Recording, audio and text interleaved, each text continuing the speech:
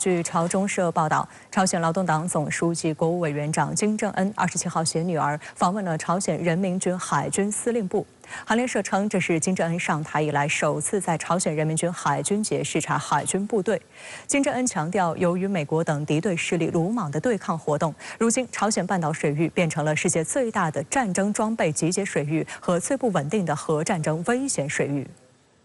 朝中社指，金正恩在视察海军司令部之后的讲话中表示，美帝国主义近期在朝鲜半岛周边水域增强部署核战略武器装备，且保持常态化部署，同时在半岛周边海域空前热衷于与追随势力进行联合海上军演。金正恩还将美日韩并称为暴徒头子，谴责三国公然宣布定期进行三方之间的各种联合军演，并付诸实践。 本月18号，美日韩戴维营峰会，三国领导人宣布就深化军事合作达成共识，引起朝方强烈不满。朝中社此前发出警告，如果戴维营峰会上的协议在军演中得到进一步落实，朝鲜半岛爆发热核战争的可能性将变得更加现实。 外界注意到，在27号视察海军司令部的讲话中，金正恩强调，由于美国等敌对势力鲁莽的对抗活动，如今朝鲜半岛水域变成了世界最大的战争装备集结水域和最不稳定的核战争危险水域。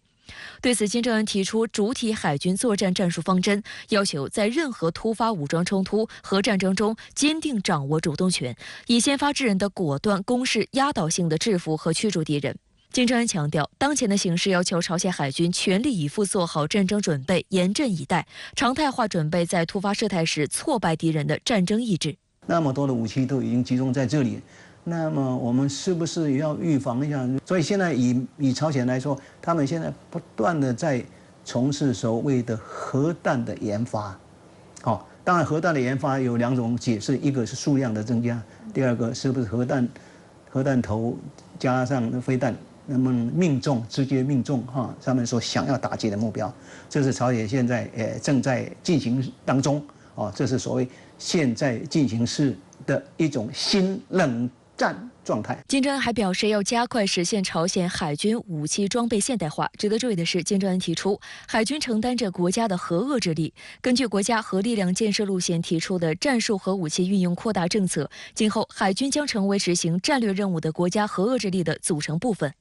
朝鲜人民军海军正式成立于1949年8月28号，是朝鲜人民军的重要组成部分。现有兵力33000人，实行5年制兵役制。司令部设在平壤。根据公开资料显示，朝鲜海军共拥有各型舰艇660多艘，绝大部分为中型以下舰艇。此外，朝鲜潜艇部队的规模号称世界第4位，拥有80艘包括 W 型、R 型潜艇、桑吉海岸潜艇及鲑鱼级袖珍潜艇等在内的装备。今年3月12号，朝鲜向日本海方向发射了2枚战略巡航导弹。外界注意到，这是朝鲜首次使用潜艇发射巡航导弹。此外，朝鲜人民军海军的舰艇主要部署在日本海和黄海方面，分别组成东海舰队和黄海舰队。他现在已经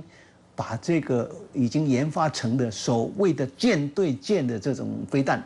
已经测试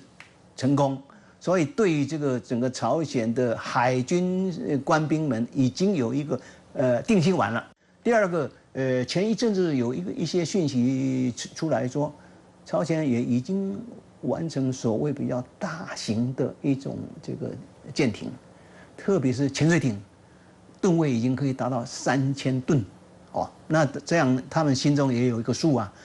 我们不是只有舰对舰而已啊，我们还有海底下的潜水艇可以打海面上的军舰，所以朝鲜现在也有一点自信感。而就在本月21号，金正恩视察了海军东海舰队、近卫第2水上舰艇战队，并观摩了警卫舰、水兵战略巡航导弹发射训练。有日本媒体就认为，朝方发布这则消息旨在对抗同时期开始的美韩大规模军演。韩联社也在报道中提到，韩国与美国的已知自由护盾军事演习于8月21号开始。 该演习针对朝鲜核能力与导弹能力，持续时间11天，参与兵力超过58000人。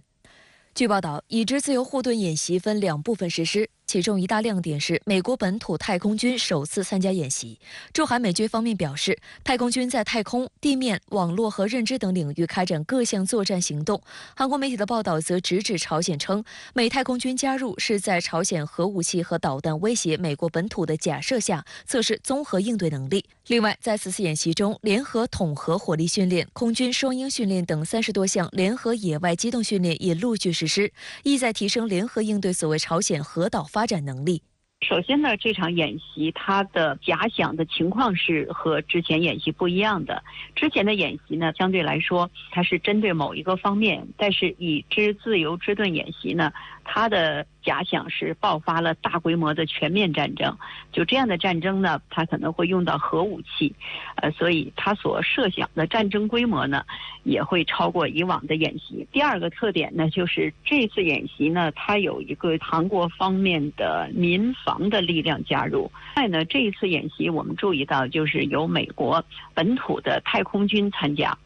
这个也是过去演习没有的，所以可以看出呢，美军进行这次演习不仅仅是着眼于朝鲜半岛，实际上也包含了本土太空军的一个演练，就是太空军怎么去介入一些海外的作战行动。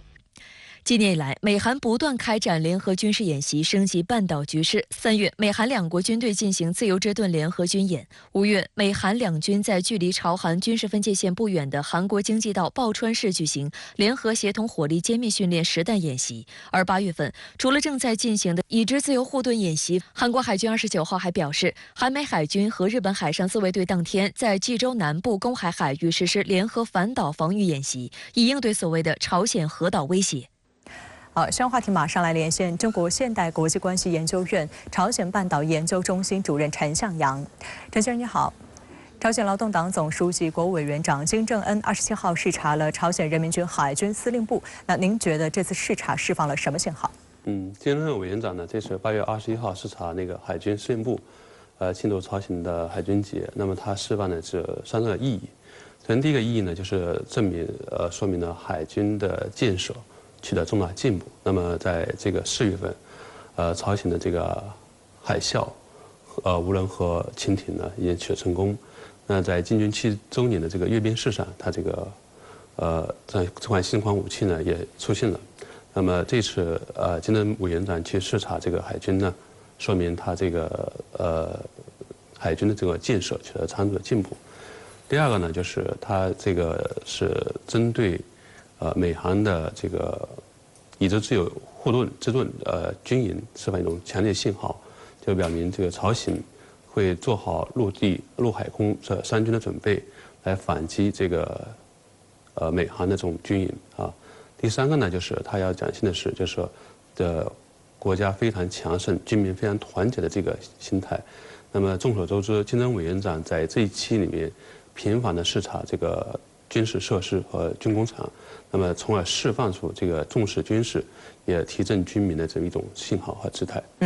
金正恩在视察中强调，朝鲜海军将成为执行战略任务的国家核遏制力的组成部分。有评论据此认为，朝鲜3位一体核力量已成型。那您对此怎么看呢？众所周知，朝鲜的这个核和导弹的建设呢，已经取得很大的突破。那么朝鲜的历史的军演和历史的这个阅兵式上呢，都展示出朝鲜的新型武器。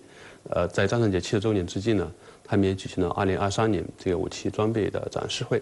那么从上面呢，会展示很多新型的这个武器。那么在朝鲜的海军这方面呢，就是现在新展现的这个军事核武器呢，就是海啸核无人这个潜艇啊。这个一展现的就是意味着，就是朝鲜在海面上，在海里面也有运用了新的一个核武器的这种装备。从目前来看的话，朝鲜的这个运用核武器的这种导弹是比较多的，但是呢，要说朝鲜已经构建了核3位一体体制呢，还为时尚早。因为我们所传统说的核3位一体呢，就是指导弹、战略轰炸机以及和战略潜艇。那么从目前来看的话，朝鲜有核武器这种推测呢，大家是比较公认的。但是对朝鲜有没有拥有这个核战略潜艇，以及它有没有可能支援这个战略轰炸机，目前各方还是存在一定的怀疑。所以从这个角度去讲呢，就是要说朝鲜已经构备了这个和战略清点三位一体的这种机制呢，还可能为时尚早。